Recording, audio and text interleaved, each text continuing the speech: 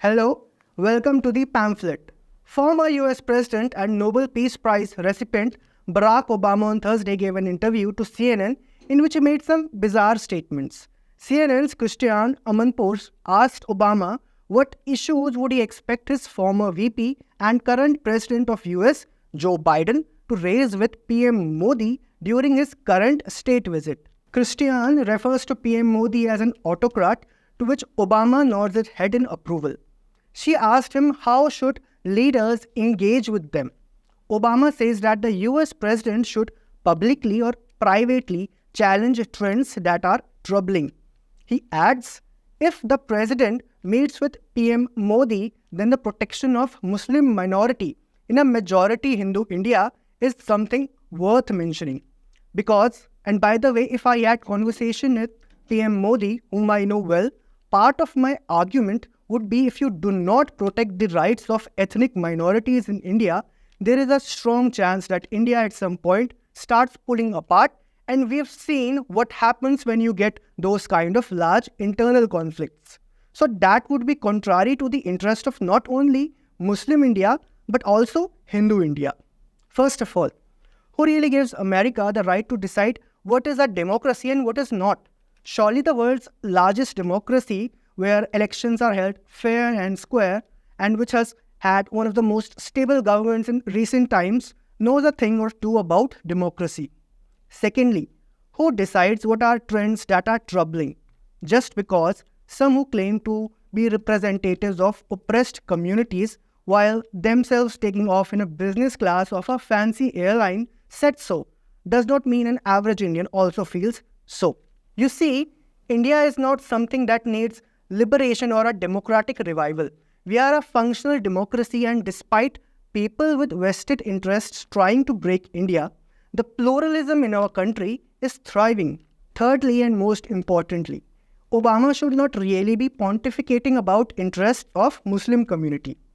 Does Obama remember that he bombed half a dozen Muslim countries when he was US President? The United States under Barack Obama ordered airlines in at least 7 different countries.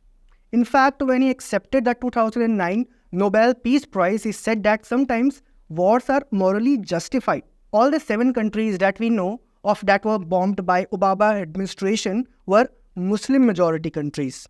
Afghanistan, Pakistan, Libya, Yemen, Somalia, Iraq and Syria were the countries subjected to airstrikes as part of America's war on terror.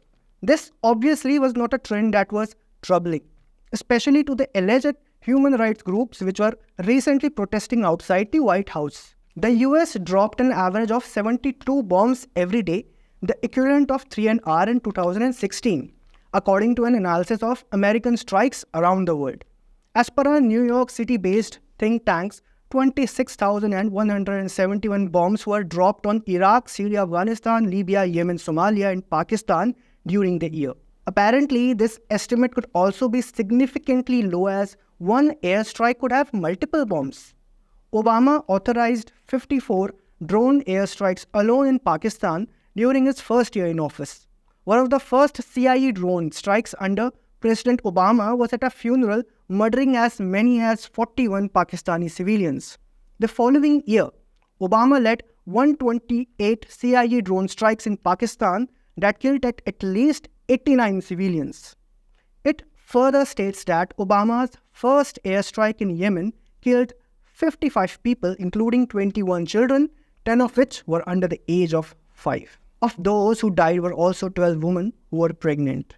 Under Obama, the US dropped 1,337 weapons on Afghanistan in 2016. Between 2007 to 2016, the US, along with its allies, killed 582 civilians a year on average.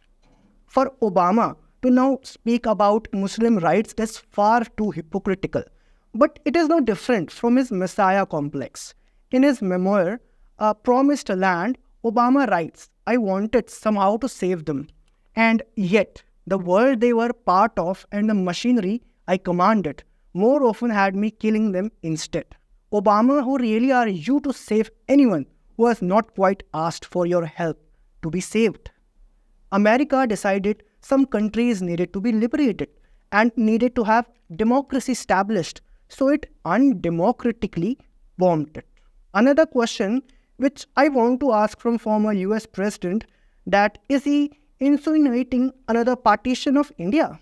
Towards the end of his what appeared like a TED talk on democracy, Obama insinuates that if the Muslim minority is not well taken care of, there could be yet another partition. India was partitioned in 1947 on religious lines, as the British left India and Pakistan was created for Muslims who wanted a separate nation.